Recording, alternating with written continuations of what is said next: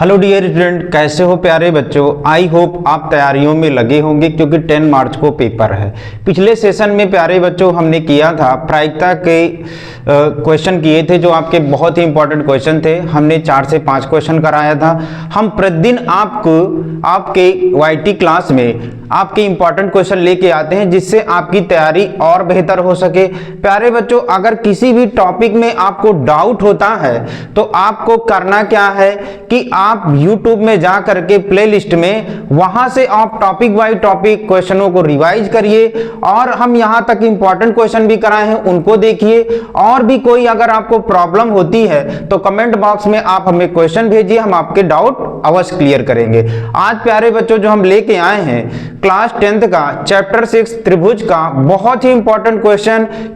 इस प्रमेय का कभी कभी प्यारे बच्चों कथन पूछ लेता है, कभी कभी क्या करता है प्रूफ पूछ लेता है। तो कथन जो आपका आता है 2 नंबर का आता है और अगर प्रूफ आता है तो यहां पर 6 नंबर का आता है। तो आइए प्यारे बच्चों बहुत ही बेहतर तरीके से सरलता के माध्यम से इस प्रमेय को सिद्ध करते हैं। तो प्रमेय है थेल्स प्रमेय का, हमें क्या करना है, विलोम सिद्ध करना है। अगर आपको दिक्कत होती है तो हम थेल्स प्रमेय को भी अगले सेशन में करा देंगे क्योंकि सबसे ज्यादा बच्चों को जो प्रॉब्लम होती है थेल्स प्रमेय के विलोम में। तो आइए हम आज यहां पर थेल्स प्रमेय का विलोम सीखते हैं। तो सबसे पहले इसका कथन है। कभी कभी क्या करता है 2 नंबर में कथन ही पूछ लेता है। तो इसका कथन है कि यदि एक रेखा किसी त्रिभुज की 2 भुजाओं को एक ही अनुपात में विभाजित करे तो वह तीसरी भुजा के क्या होती है, समांतर होती है। तो यहां पर यह बोलना है कि यदि एक रेखा, अब जैसे हम मान लेते हैं कि त्रिभुज ABC में एक रेखा मान लिए हैं DE,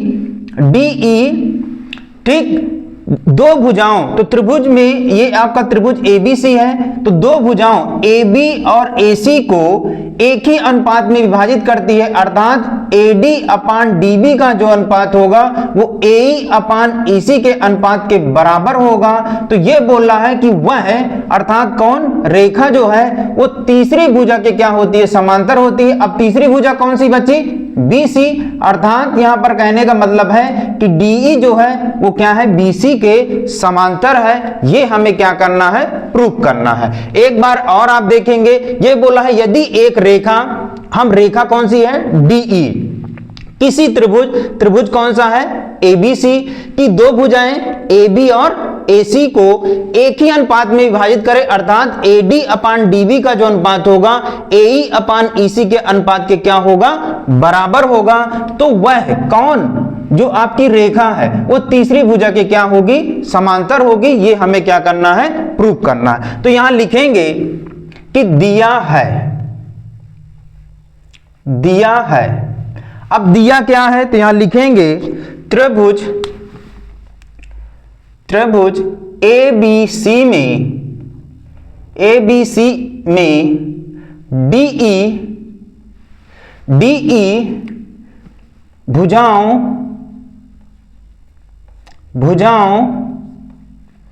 AB व AC को क्रमशः D व E बिंदु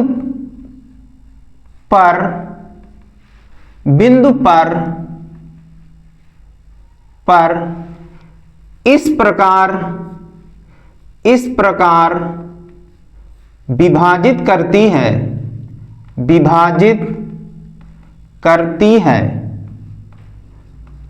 है कि, अब यहां पर हमने लिखा कि त्रिभुज ABC में DE, जो आपकी रेखा DE भुजाओं AB व AC को क्रमशः AB को किस बिंदु पर, D, और AC को किस बिंदु पर, E बिंदु पर इस प्रकार विभाजित करती है कि इनका जो अनुपात है AD अपान DB वो इक्वल है AE अपान EC के।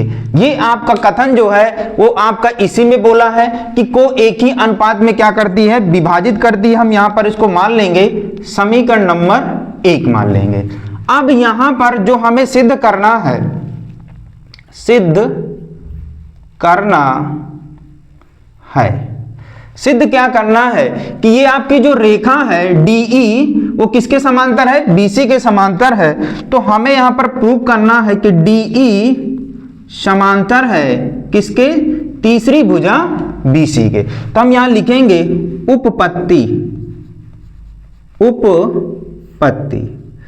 अब उपपत्ति में क्या करेंगे, हम यहां पर अभी हमें मान लेना है कि जो DE है वो DE पर यहां पर D के जो एक रेखा हम मान लेते हैं D के सापेक्ष कि एक रेखा यहां पर कोई बिंदु E डैश के क्या है, यहां पर मानेंगे कि इस AC भुजा पर कोई बिंदु क्या है, E डैश है। ठीक ठीक, और DE डैश जो है वो BC के क्या है, समांतर है। तो यहां मानेंगे, माना कि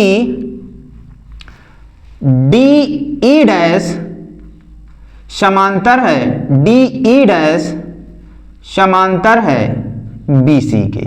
ठीक, हमने ये मान लिया है कि AC भुजा पर कोई बिंदु क्या है, E डैश है, और D को E डैश से मिला देते हैं तो DE डैश जो है BC के क्या है, समांतर है। ये हमने मान लिया है। तो जब ये समांतर होगा तो यहां लिखेंगे थेल्स प्रमेय से।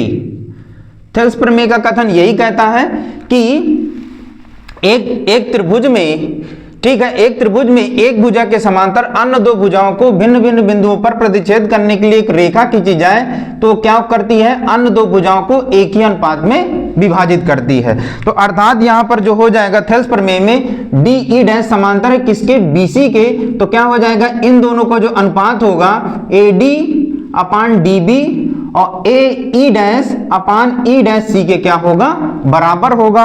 ये हमारा क्या, थेल्स प्रमेय का कथन है। तो यहां लिखेंगे AD upon DB equal to AE dash upon E dash C के क्या हो जाएगा, समानुपाती हो जाएगा। इसको हम मान लेते हैं समीकरण नंबर 2 हो जाएगा। ये आपका थेल्स प्रमेय का कथन है। अब हम यहां क्या करते हैं, समीकरण 1 व समीकरण 2 की तुलना करने पर, समीकरण 1 और 2 की तुलना करेंगे तो इन दोनों की तुलना करेंगे तो आपका LHS वाला पार्ट वो क्या हो जाएगा, कैंसिल आउट हो जाएगा, ये वाला भाग कैंसिल आउट हो जाएगा। तो क्या बचेगा, AE upon EC equal to AE dash upon E dash C। अब यहां पर हम देखेंगे कि जो AE अपान EC का जो अनुपात है AE dash upon E dash C के क्या है, बराबर है। तो हम यहां लिखेंगे, यहां अर्थात इसके कहने का मतलब है AE डैश के बराबर है, EC E डैश C के बराबर है। तो यहां लिखेंगे यहां AE बराबर है AE डैश, ठीक है, AE डैश के। अर्थात यहां पर इसके कहने का मतलब यह है कि AE जो है वो E डैश के क्या है, बराबर है। ठीक है, E डैश के बराबर है। इसका मतलब यह है कि जो बिंदु E डैश है वो E के क्या है, इक्वल है। इक्वल का मतलब यह है कि जितनी दूरी AE है उतनी दूरी AE डैश की है। अर्थात यहां से हमें यह पता चलता है कि दोनों बिंदु संपाती हैं, अर्थात एक ही जगह पर स्थित हैं। तो इसका मतलब यह होगा कि E डैश, E जो है वो संपाती अर्थात एक ही बिंदु पर स्थित होंगे। तो और साथ साथ में जो होगा DE और DE डैश जो होगा ये भी आपका संपाती होगा। ठीक, तो यहां पर लिख सकते हैं चूंकि हमने माना है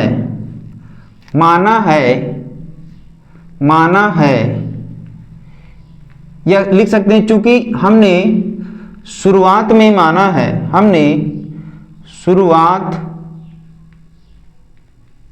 में माना है, क्या माना है कि DE डैश जो है वो समांतर है किसके, BC के।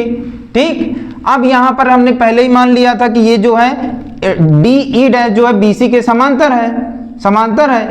यहां पर क्या हो जाएगा, जब ये क्या हो जाएगा AE और E डैश क्या है, संपाती है, अर्थात एक ही बिंदु पर स्थित है। इसका मतलब ये है कि जो DE डैश जो है वो क्या है, D के भी समान, वो क्या है, संपाती है, एक ही जगह स्थित है। इसलिए हम यहां बोल सकते हैं कि DE समांतर है किसके, BC के।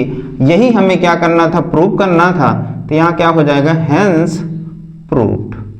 तो बहुत ही सरलतम तरीके से हमने इसको प्रूव किया, क्योंकि यहां पर हमने जब ये बता दिया, इसका मतलब है इसकी जो दूरियां हैं बराबर हैं, अर्थात E डैश E जो है संपाती है, एक ही बिंदु पर स्थित है। जब ये संपाती होंगी तो क्या हो जाएगा, DE डैश और DE भी क्या हो जाएगा, संपाती होगा।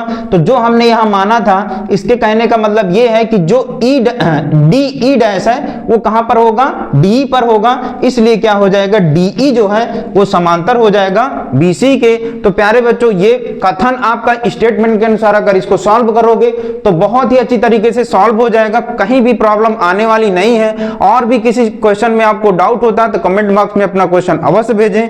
थैंक्स।